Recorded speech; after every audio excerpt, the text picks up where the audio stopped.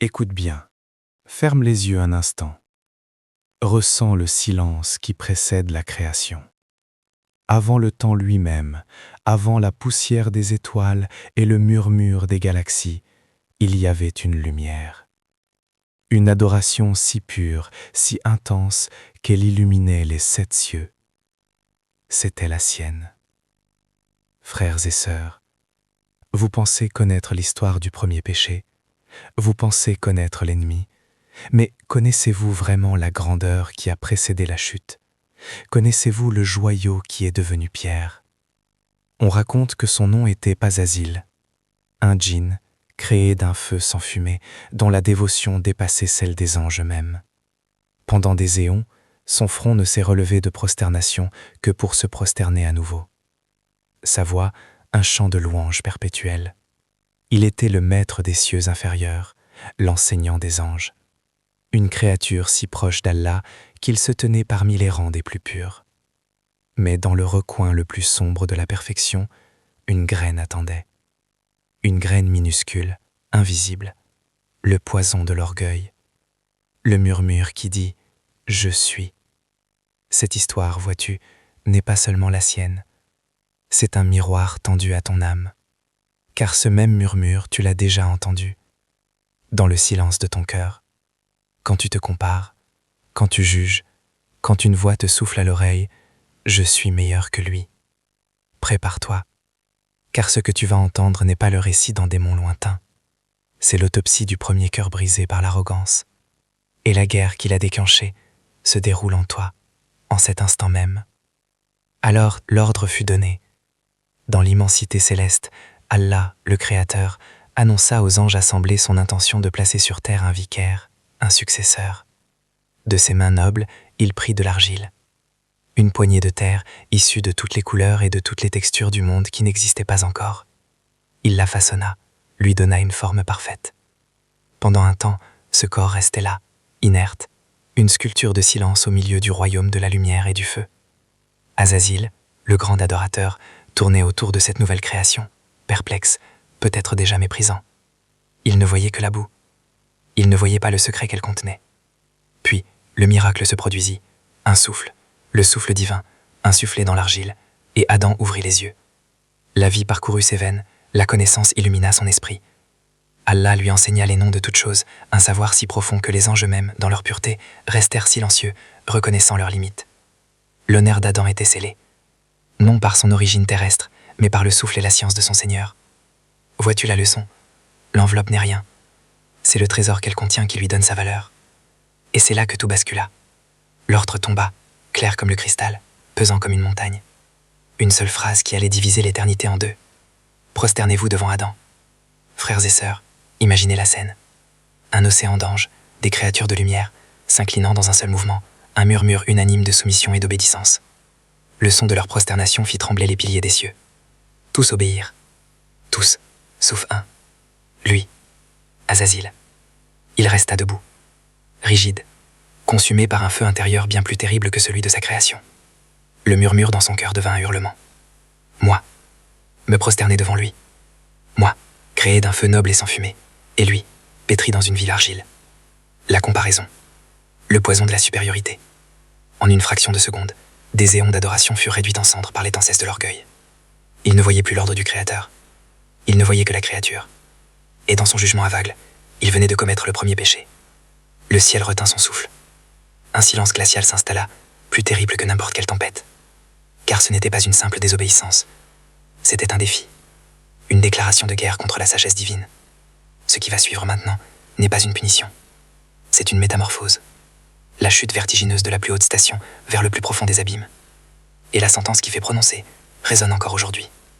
Imagine un instant que ce monde, avec ses montagnes et ses océans, ne soit qu'un voile. Une tapisserie magnifiquement brodée, conçue pour cacher la véritable réalité. Chaque lever de soleil, chaque battement de ton cœur, chaque épreuve n'est qu'un fil dans ce grand tissu. Car le monde visible n'est pas la destination, mon ami. C'est l'arène. C'est le test. On t'a raconté l'histoire de la création, mais on a omis le plus important. On t'a parlé de l'ennemi, mais on a gardé le silence sur sa splendeur passée.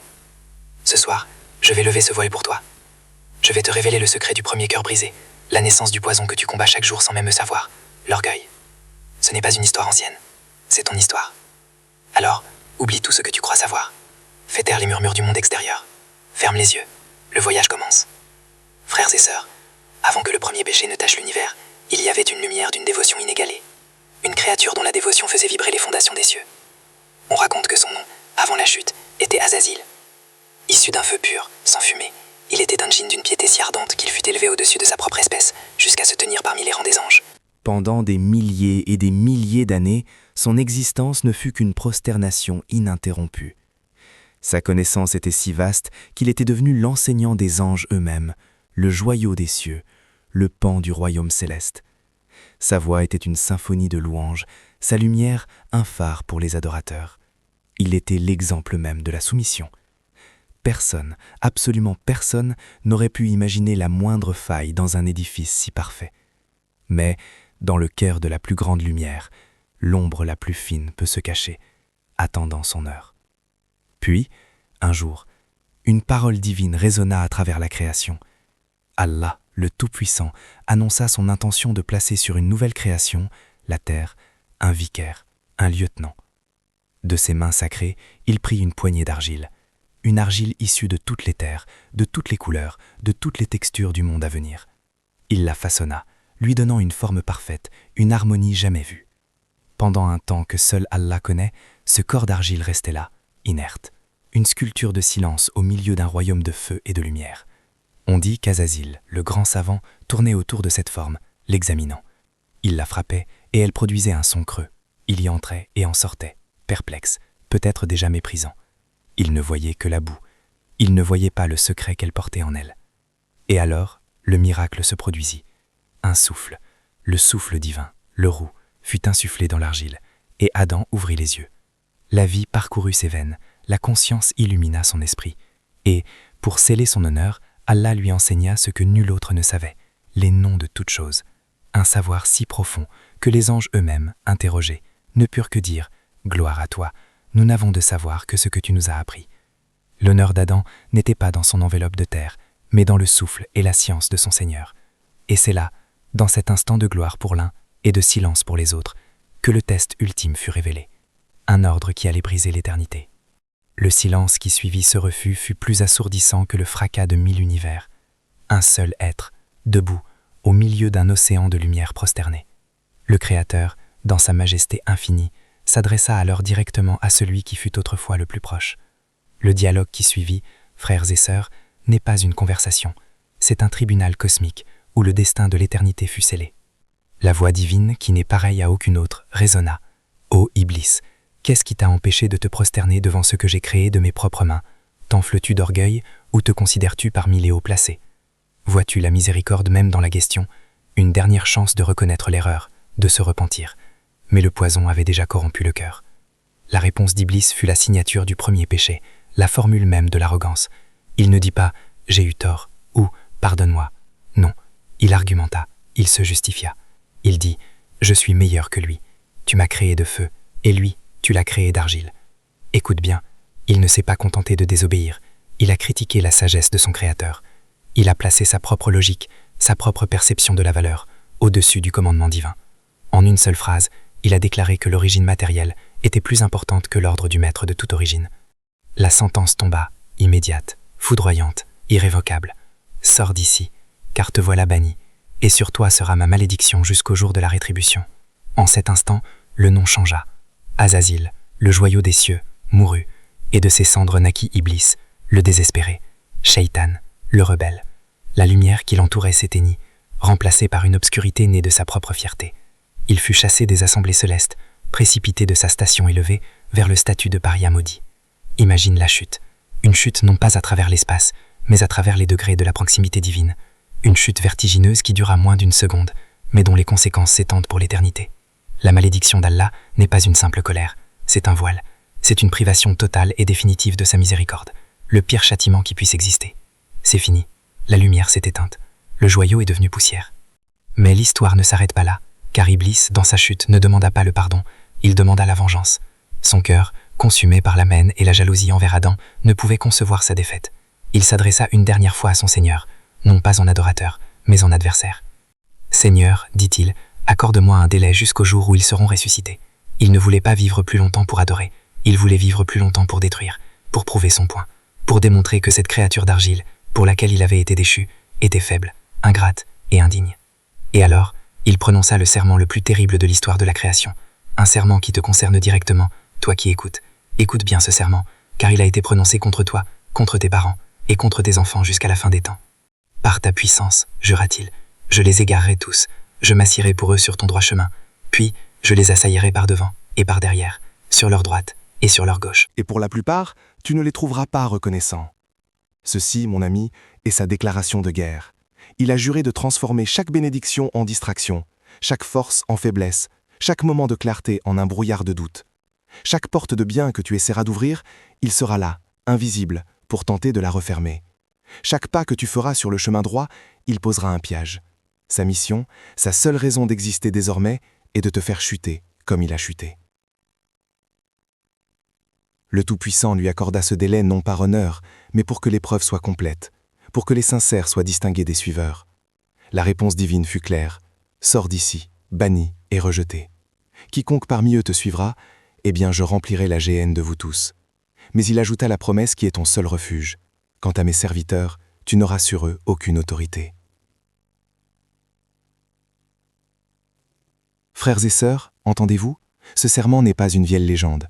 C'est la cause du murmure que tu entends dans ton cœur quand tu veux prier. C'est l'origine de la paresse, de la colère, de la jalousie, et de cette petite voix qui te dit, à toi aussi, tu es meilleur que lui.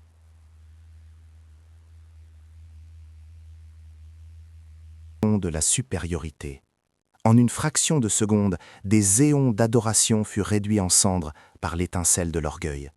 Il ne voyait plus l'ordre du Créateur, il ne voyait que la créature, et dans son jugement aveugle, il venait de commettre le premier péché. Le ciel retint son souffle. Un silence glacial s'installa, plus terrible que n'importe quelle tempête, car ce n'était pas une simple désobéissance, c'était un défi, une déclaration de guerre contre la sagesse divine. Le dialogue qui suivit n'est pas une conversation, c'est un tribunal cosmique où le destin de l'éternité fut scellé. La voix divine, qui n'est pareille à aucune autre, résonna. « Ô Iblis, qu'est-ce qui t'a empêché de te prosterner devant ce que j'ai créé de mes propres mains? T'enfles-tu d'orgueil ou te considères-tu parmi les hauts placés? Vois-tu la miséricorde même dans la question? Une dernière chance de se repentir. » Mais le poison avait déjà corrompu le cœur. La réponse d'Iblis fut la signature de l'arrogance. « Je suis meilleur que lui. Tu m'as créé de feu, et lui, tu l'as créé d'argile. » Il ne s'est pas contenté de désobéir, il a critiqué la sagesse de son Créateur. La sentence tomba, immédiate, foudroyante, irrévocable. Sors d'ici, car te voilà banni, et sur toi sera ma malédiction jusqu'au jour de la rétribution. En cet instant, le nom changea. Azazil, le joyau des cieux, mourut, et de ses cendres naquit Iblis, le désespéré.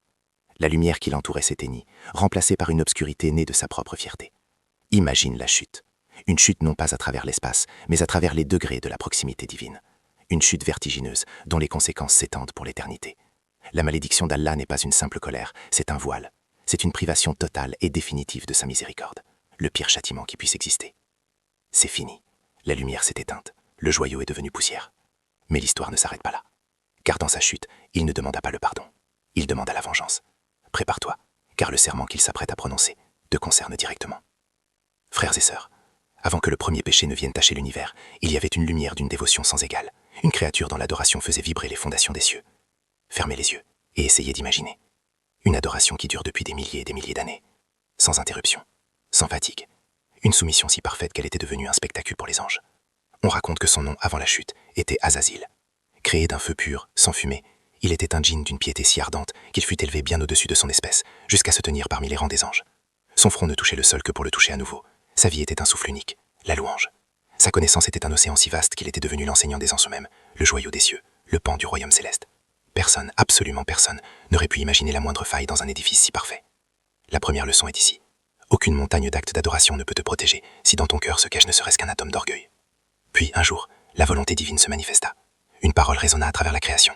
Allah, le Tout-Puissant, annonça son intention de placer sur une nouvelle scène, la terre, un vicaire, un lieutenant pour y appliquer sa loi. De ses mains sacrées, il prit une poignée d'argile, une argile issue de toutes les terres, de toutes les couleurs, de toutes les textures du monde qui allait naître. Il la façonna, lui donnant une forme parfaite, une harmonie jamais vue. Pendant un temps que seul Allah connaît, ce corps d'argile restait là, inerte, une sculpture de silence au milieu d'un royaume de feu et de lumière. Les récits mentionnent qu'Azazil, le grand savant, tournait autour de cette forme, l'examinant. Il la frappait, et elle produisait un son creux. Il y entrait et en sortait, perplexe, déjà méprisant. Il ne voyait que la boue, il ne voyait pas le secret qu'elle portait en elle. Et alors, le miracle se produisit. Un souffle. Le souffle divin fut insoufflé dans l'argile, et Adam ouvrit les yeux. La vie parcourut ses veines, la conscience illumina son esprit. Et pour sceller son honneur, Allah lui enseigna ce que nul autre ne savait, les noms de toutes choses. Un savoir si profond que les anges eux-mêmes, interrogés, ne purent que dire « Gloire à toi, nous n'avons de savoir que ce que tu nous as appris ». La véritable noblesse, vois-tu, ne réside pas dans l'origine, dans le feu ou dans l'argile, elle réside dans l'honneur que le Créateur décide d'accorder. La scène est donc plantée. D'un côté, le plus grand des adorateurs, créé de feu. De l'autre, la nouvelle création, maîtrise d'argile, mais honorée par le souffle divin et la connaissance directe de son Seigneur. Et c'est là, dans cet instant de gloire pour l'un et de silence pour les autres, que le test ultime fut révélé. Un ordre qui allait briser l'harmonie éternelle et déclencher la plus ancienne des guerres. L'ordre tomba, clair comme le cristal, pesant comme une montagne, une seule phrase qui allait diviser l'éternité en deux. Prosternez-vous devant Adam. Imagine la scène, un océan d'anges, des créateurs de lumière, s'inclinant dans un seul mouvement, un murmure unanime de soumission et d'obéissance. Le son de leur prosternation fit trembler les piliers des cieux. Tous obéirent. Tous, sauf un. Lui, Azazil. Il resta debout, rigide, consumé par un feu intérieur bien plus terrible que celui de sa création. Le murmure dans son cœur devint un hurlement. Moi, me prosterner devant lui, moi, créé d'un feu noble et sans fumée, et lui, pétri dans une vile argile. La comparaison, le poison de la supériorité. En une fraction de seconde, des éons d'adoration furent réduits en cendres par l'étincelle de l'orgueil. Il ne voyait plus l'ordre du Créateur, il ne voyait que la créature, et dans son jugement aveugle, il venait de commettre le premier péché. Le silence qui suivit ce refus fut plus assourdissant que le fracas de 1000 univers. Un seul être, debout, au milieu d'un océan de lumière prosternée. Le Créateur, dans sa majesté infinie, s'adressa alors directement à celui qui fut autrefois le plus proche. Le dialogue qui suivit, frères et sœurs, n'est pas une conversation. C'est un tribunal cosmique où le destin de l'éternité fut scellé. La voix divine, qui n'est pareille à aucune autre, résonna. « Ô Iblis, qu'est-ce qui t'a empêché de te prosterner devant ce que j'ai créé de mes propres mains? T'enfles-tu d'orgueil ou te considères-tu parmi les hauts placés? Vois-tu la miséricorde même dans la question? Une dernière chance de reconnaître l'erreur, de se repentir. Mais le poison avait déjà corrompu le cœur. La réponse d'Iblis fut la signature du premier péché, la formule même de l'arrogance. Il ne dit pas « j'ai eu tort » ou « pardonne-moi ». Non, il argumenta. Il se justifiait. Il dit « je suis meilleur que lui. Tu m'as créé de feu, et lui, tu l'as créé d'argile. » Écoute bien, il ne s'est pas contenté de désobéir. Il a critiqué la sagesse de son Créateur. Il a placé sa propre logique, sa propre perception de la valeur, au-dessus du commandement divin. La sentence tomba, immédiate, foudroyante, irrévocable. Sors d'ici, car te voilà banni, et sur toi sera ma malédiction, jusqu'au jour de la rétribution. En cet instant, le nom changea. Azazil, le joyau des cieux, mourut, et de ses cendres naquit Iblis, le désespéré. Shaitan, le rebelle, la lumière qui l'entourait s'éteignit, remplacée par une obscurité née de sa propre fierté. Imagine la chute. Une chute non pas à travers l'espace, mais à travers les degrés de la proximité divine.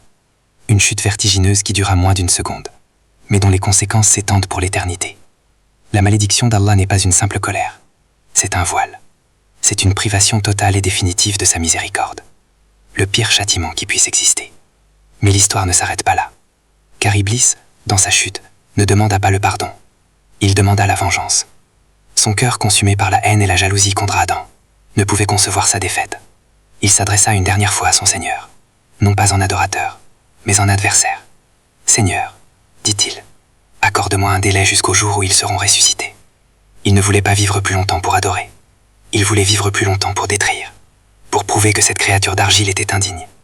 Et alors, il prononça le serment le plus terrible de l'histoire de la création. Un serment qui te concerne directement, toi qui écoutes. Par ta puissance, jura-t-il, je les égarerai tous. Je m'assiérai pour eux sur ton droit chemin. Puis, je les assaillirai par devant et par derrière, sur leur droite et sur leur gauche. Et pour la plupart, tu ne les trouveras pas reconnaissants. Ceci, mon ami, est sa déclaration de guerre. Il a juré de transformer chaque bénédiction en distraction. chaque force en faiblesse, chaque moment de clarté en un brouillard de doute, chaque porte de bien que tu essaieras d'ouvrir. Il sera là, invisible, pour tenter de la refermer. Sa mission, sa seule raison d'exister désormais, est de te faire chuter comme il a chuté. Le Tout-Puissant lui accorda ce délai, non pas pour honneur, mais pour que l'épreuve soit complète, pour que l'essentiel soit distingué des suiveurs. La réponse divine fut claire. Quiconque parmi eux te suivra, je remplirai la géhenne de vous tous. Mais il ajouta la promesse qui est ton seul refuge. Quant à mes serviteurs, tu n'auras sur eux aucune autorité. Frères et sœurs, entendez-vous, ce serment n'est pas une vieille légende. C'est la cause du murmure que tu entends dans ton cœur quand tu veux prier. C'est l'origine de la paresse, de la colère, de ta jalousie, et de cette petite voix qui te dit « À toi aussi, tu es meilleur que lui ». La guerre déclarée dans les cieux et à des séants se déroule maintenant dans l'arène de ton âme. Le premier champ de bataille fut le cœur d'Iblis, ravagé par l'orgueil. Et chaque jour, ton propre cœur est le théâtre de la même bataille. Souviens-toi de cela chaque fois que tu sentiras le poison de l'arrogance monter en toi. Souviens-toi de la chute vertigineuse qu'il a provoquée, car il est tombé en se sentant supérieur. Et tu ne pourras t'élever qu'en te sentant humble, petit, et entièrement soumis à celui qui a créé le feu, l'argile, et tout ce qui se trouve entre les deux. Le silence qui suivit ce refus fut plus assourdissant que le fracas de 1000 univers. Un seul être, debout, au milieu d'un océan de lumière prosternée. Le Créateur, dans sa majesté infinie, s'adressa alors directement à celui qui fut autrefois le plus proche. Le dialogue qui suivit, frères et sœurs, n'est pas une conversation. C'est un tribunal cosmique où le destin de l'éternité fut scellé. La voix divine, qui n'est pareille à aucune autre, résonna. « Ô Iblis, qu'est-ce qui t'a empêché de te prosterner devant ce que j'ai créé de mes propres mains? T'enfles-tu d'orgueil ou te considères-tu parmi les hauts placés? Vois-tu la miséricorde même dans la question? Une dernière chance de reconnaître l'erreur, de se repentir. Mais le poison avait déjà corrompu le cœur. La réponse d'Iblis fut la signature du premier péché, la formule même de l'arrogance. Il ne dit pas « j'ai eu tort » ou « pardonne-moi ». Non, il argumenta, il se justifia.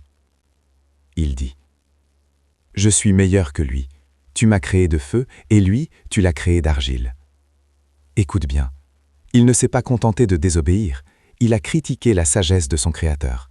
Il a placé sa propre logique, sa propre perception de la valeur au-dessus du commandement divin.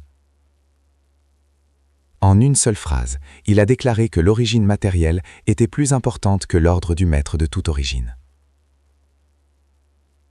La sentence tomba, immédiate, foudroyante, irrévocable. Sors d'ici, car te voilà banni, et sur toi sera ma malédiction jusqu'au jour de la rétribution. En cet instant, le nom changea. Azazil, le joyau des cieux, mourut, et de ses cendres naquit Iblis, le désespéré. Shaitan, le rebelle. La lumière qui l'entourait s'éteignit, remplacée par une obscurité née de sa propre fierté. Il fut chassé des assemblées célestes, précipité de sa station élevée vers le statut de paria maudit. Imagine la chute. Une chute non pas à travers l'espace, mais à travers les degrés de la proximité divine. Une chute vertigineuse qui dura moins d'une seconde, mais dont les conséquences s'étendent pour l'éternité. La malédiction d'Allah n'est pas une simple colère. C'est un voile. C'est une privation totale et définitive de sa miséricorde. Le pire châtiment qui puisse exister. C'est fini. La lumière s'est éteinte. Le joyau est devenu poussière. Mais l'histoire ne s'arrête pas là, car Iblis, dans sa chute, ne demanda pas le pardon. Il demanda la vengeance. Son cœur, consumé par la haine et la jalousie envers Adam, ne pouvait concevoir sa défaite. Il s'adressa une dernière fois à son Seigneur, non pas en adorateur, mais en adversaire. « Seigneur, dit-il, accorde-moi un délai jusqu'au jour où ils seront ressuscités. » Il ne voulait pas vivre plus longtemps pour adorer, il voulait vivre plus longtemps pour détruire. Pour prouver son point, pour démontrer que cette créature d'argile, pour laquelle il avait été déchu, était faible, ingrate et indigne. Et alors, il prononça le serment le plus terrible de l'histoire de la création. Un serment qui te concerne directement, toi qui écoutes. Écoute bien ce serment, car il a été prononcé contre toi, contre tes parents et contre tes enfants jusqu'à la fin des temps. Par ta puissance, jura-t-il, je les égarerai tous, je m'assierai pour eux sur ton droit chemin, puis je les assaillerai par devant et par derrière, sur leur droite et sur leur gauche. Et pour la plupart, tu ne les trouveras pas reconnaissants. Ceci, mon ami, est sa déclaration de guerre. Il a juré de transformer chaque bénédiction en distraction, chaque force en faiblesse, chaque moment de clarté en un brouillard de doute. Chaque porte de bien que tu essaieras d'ouvrir, il sera là, invisible, pour tenter de la refermer. Chaque pas que tu feras sur le chemin droit, il posera un piège. Sa mission, sa seule raison d'exister désormais, est de te faire chuter comme il a chuté. Le Tout-Puissant lui accorda ce délai, non pas honneur, mais pour que l'épreuve soit complète. Pour que les sincères soient distingués des suiveurs. La réponse divine fut claire. Sors d'ici, banni et rejeté. Quiconque parmi eux te suivra, eh bien je remplirai la géhenne de vous tous.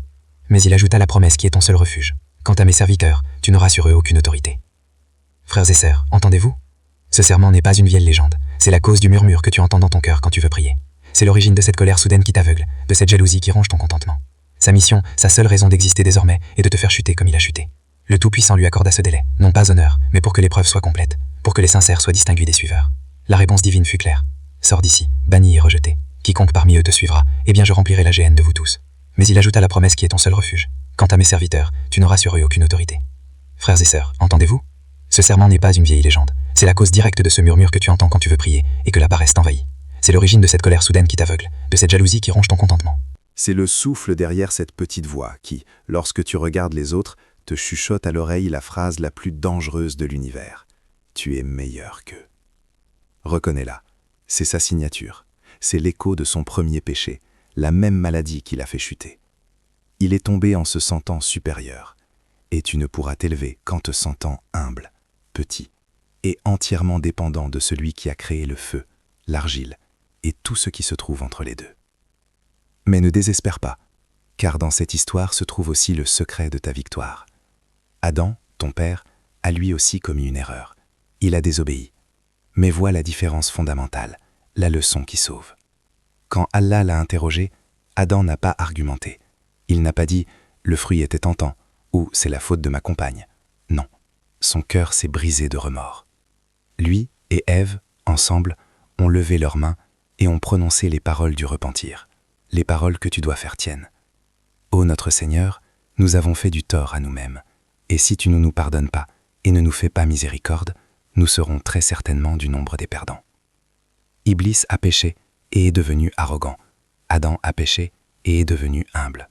L'un a été maudit, l'autre a été pardonné. Voilà la bifurcation, le choix qui te présentait à chaque instant, le chemin de l'ego ou le chemin du repentir. Alors maintenant, le voile est levé. Tu connais ton ennemi, tu connais sa stratégie, sa porte d'entrée. Il n'a aucun pouvoir sur toi, sauf celui que tu lui donnes en écoutant ses murmures. Son trône est bâti sur ton orgueil, fais-le s'effondrer par ton humilité. Ses armées sont tes propres doutes, anéantis-les par ta certitude. Son arme est l'oubli, ton arme est le souvenir, le zikr, l'invocation de ton Seigneur. Cette histoire n'était pas faite pour t'effrayer, mais pour t'armer. Elle n'était pas faite pour te paralyser, mais pour t'éveiller. Chaque fois que tu sentiras le poison de l'arrogance monter en toi, souviens-toi de la chute vertigineuse qu'il a provoquée. Souviens-toi du joyau des cieux devenu pierre maudite. Car la plus grande victoire contre l'ennemi extérieur est la défaite de l'ennemi intérieur. Et cette victoire, mon ami, commence par une seule prosternation. Une prosternation sincère, faite non pas seulement avec le front, mais avec un cœur qui murmure en toute vérité. Gloire à mon Seigneur, le Très-Haut, je ne suis rien et tu es tout. Frères et sœurs, avant que le premier péché ne vienne tacher l'univers, il y avait une lumière d'une dévotion sans égale. Une créature dont l'adoration faisait vibrer les fondations des cieux. Fermez les yeux et essayez d'imaginer. Une adoration qui dure depuis des milliers et des milliers d'années, sans interruption, sans fatigue. Une soumission si parfaite qu'elle était devenue un spectacle pour les anges. On raconte que son nom, avant la chute, était Azazil. Créé d'un feu pur, sans fumée, il était un djinn d'une piété si ardente qu'il fut élevé bien au-dessus de son espèce, jusqu'à se tenir parmi les rangs des anges. Son front ne touchait le sol que pour le toucher à nouveau. Sa vie était un souffle unique, la louange. Sa connaissance était un océan si vaste qu'il était devenu l'enseignant des anges eux-mêmes, le joyau des cieux, le pan du royaume céleste. Personne, absolument personne, n'aurait pu imaginer la moindre faille dans un édifice si parfait. Puis, un jour, la volonté divine se manifesta. Une parole résonna à travers la création. Allah, le Tout-Puissant, annonça son intention de placer sur une nouvelle scène, la terre, un vicaire, un lieutenant pour y appliquer sa loi. De ses mains sacrées, il prit une poignée d'argile. Une argile issue de toutes les terres, de toutes les couleurs, de toutes les textures du monde qui allait naître. Il la façonna, lui donnant une forme parfaite, une harmonie jamais vue.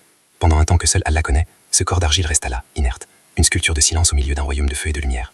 Les récits mentionnent qu'Azazil, le grand savant, tournait autour de cette forme, l'examinant. Il la frattait, et elle produisait un son creux. Il ne voyait que la boue. Il ne voyait pas le secret qu'elle portait en elle. Et alors, le miracle se produisit. Un souffle. Le souffle divin fut insufflé dans l'argile. Et Adam ouvrit les yeux. La vie parcourut ses veines, la conscience illumina son esprit. Et pour sceller son honneur, Allah lui enseigna ce que nul autre ne savait, les noms de toutes choses. La véritable noblesse, vois-tu, ne réside pas dans l'origine, dans le feu ou dans l'argile. Elle réside dans l'honneur que le Créateur décide d'accorder. La scène était plantée, le test ultime était sur le point d'être révélé. L'ordre tomba, clair comme le cristal, pesant comme une montagne. Une seule phrase qui allait diviser l'éternité en deux. Prosternez-vous devant Adam. Imagine la scène. Un océan d'anges, des créatures de lumière, s'inclinant dans un seul mouvement. Un murmure unanime de soumission. Tous obéirent. Tous, sauf un. Lui, Azazil. Il resta debout, rigide, consumé par un feu intérieur bien plus terrible que celui de sa création. Le murmure dans son cœur devint un hurlement. Moi, me prosterner devant lui. Moi, créé d'un feu noble. Et lui, pétri dans une ville argile. En une fraction d'10 secondes, des éons d'adoration furent réduits en cendres par l'étincelle de l'argile. Le silence qui suivit ce refus fut plus assourdissant que le fracas de 1000 univers. Le Créateur, dans sa majesté infinie, s'adressa alors directement à lui. « Ô Iblis, qu'est-ce qui t'a empêché de te prosterner devant ce que j'ai créé de mes propres mains? T'enfles-tu d'orgueil? » C'était une dernière chance. Mais le poison avait corrompu le cœur. Sa réponse fut la signature même de l'arrogance. « Je suis meilleur que lui. Tu m'as créé de feu, et lui, tu l'as créé d'argile. » Il ne s'est pas contenté de désobéir. Il a critiqué la sagesse de son Créateur. La sentence tomba, immédiate, foudroyante, irrévocable. Sors d'ici, car te voilà banni, et sur toi sera ma malédiction, jusqu'au jour de la rétribution. En cet instant, le nom changea. Azazil, le joyau des cieux, mourut, et de ses cendres naquit Iblis, le désespéré. La lumière qui l'entourait s'éteignit, remplacée par une obscurité née de sa propre fierté. Imagine la chute. Une chute non pas à travers l'espace, mais à travers les degrés de la proximité divine. Une chute vertigineuse dont les conséquences s'étendent pour l'éternité. Mais l'histoire ne s'arrête pas là, car Iblis, dans sa chute, ne demanda pas le pardon, il demandera la vengeance. Son cœur, consumé par la haine, ne pouvait concevoir sa défaite. Il s'adressa une dernière fois à son Seigneur, non pas en adorateur, mais en adversaire. « Seigneur, dit-il, accorde-moi un délai, jusqu'au jour où ils seront ressuscités. » Il ne voulait pas vivre plus longtemps pour adorer. Il voulait vivre plus longtemps pour détruire, pour prouver que cette créature d'argile était indigne. Et alors il prononça le serment le plus terrible de l'histoire de la création. Un serment qui te concerne directement, toi qui écoutes. « Par ta puissance, jura-t-il, je les égarerai tous. Je m'assiérai pour eux sur ton droit chemin. Puis je les assaillirai par devant et par derrière, sur leur droite et sur leur gauche. Et pour la plupart, tu ne les trouveras pas reconnaissants. Ceci, mon ami, est sa déclaration de guerre. Il a juré de transformer chaque bénédiction en distraction, chaque force en faiblesse, chaque moment de clarté en un brouillard de doute. Le Tout-Puissant lui accorda ce délai, non par honneur, mais pour que l'épreuve soit complète, et ajouta la promesse qui est ton seul refuge. Quant à mes serviteurs, tu n'auras sur eux aucune autorité. La guerre déclarée dans les cieux il y a des éons se déroule maintenant dans l'arène de ton âme. Chaque fois que tu sens le poison de l'arrogance monter en toi, souviens-toi de la chute vertigineuse qu'il a provoquée, car il est tombé en se sentant supérieur. Et tu ne pourras t'élever qu'en te sentant humble, petit, et entièrement soumis à celui qui a créé le feu, l'argile, et tout ce qui se trouve entre les deux. Ainsi, la guerre déclarée dans les cieux il y a des éons se déroule maintenant, en cet instant précis, dans l'arène silencieuse de ton âme. Le premier champ de bataille fut le cœur d'Iblis, consumé par le feu de l'orgueil. Et chaque jour, ton propre cœur est le théâtre de la même bataille. Écoute bien, ce serment terrible prononcé par l'ennemi n'est pas une vieille légende. C'est la cause directe de ce murmure que tu entends quand tu veux prier, et que la paresse t'envahit. C'est l'origine de cette colère soudaine qui t'aveugle, de cette jalousie qui ronge ton contentement. C'est le souffle derrière cette petite voix qui, lorsque tu regardes les autres, te chuchote à l'oreille la phrase la plus dangereuse de l'univers. Tu es meilleur qu'eux. Reconnais-la. C'est sa signature. C'est l'écho de son premier péché, la même maladie qui l'a fait chuter. Il est tombé en se sentant supérieur. Et tu ne pourras t'élever qu'en te sentant humble, petit et entièrement dépendant de celui qui a créé le feu, l'argile et tout ce qui se trouve entre les deux. Mais ne désespère pas, car dans cette histoire se trouve aussi le secret de ta victoire. Adam, ton père, a lui aussi commis une erreur. Il a désobéi. Mais vois la différence fondamentale, la leçon qui sauve. Quand Allah l'a interrogé, Adam n'a pas argumenté. Il n'a pas dit « le fruit était tentant » ou « c'est la faute de ma compagne ». Non, son cœur s'est brisé de remords. Lui et Ève, ensemble, ont levé leurs mains et ont prononcé les paroles du repentir. Les paroles que tu dois faire tiennes. Ô notre Seigneur, nous avons fait du tort à nous-mêmes.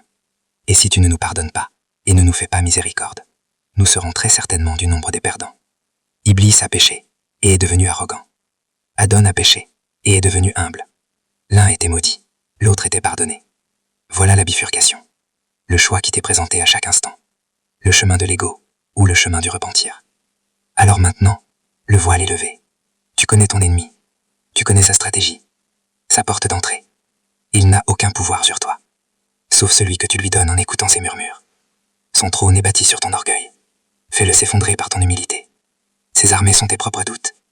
Anéantis-les par ta statitude. Son arme est oubli. Ton arme est le souvenir. Le zikr. L'invocation de ton Seigneur. Cette histoire n'était pas faite pour t'effrayer, mais pour t'armer. Elle n'était pas faite pour te paralyser, mais pour t'éveiller. Chaque fois que tu sentiras le poison de l'arrogance monter en toi, souviens-toi de la chute vertigineuse qu'il a provoquée. Souviens-toi du joyau des cieux, devenu pierre maudite. Car la plus grande victoire contre l'ennemi extérieur est la défaite de l'ennemi intérieur. Et cette victoire, mon ami, commence par une seule prosternation. Une prosternation sincère, faite non pas seulement avec le front, mais avec un cœur qui murmure en toute vérité. Gloire à mon Seigneur, le Très-Haut. Je ne suis rien, et tu es tout. Qu'Allah nous protège du poison de l'orgueil, et nous compte parmi ses serviteurs humbles et reconnaissants.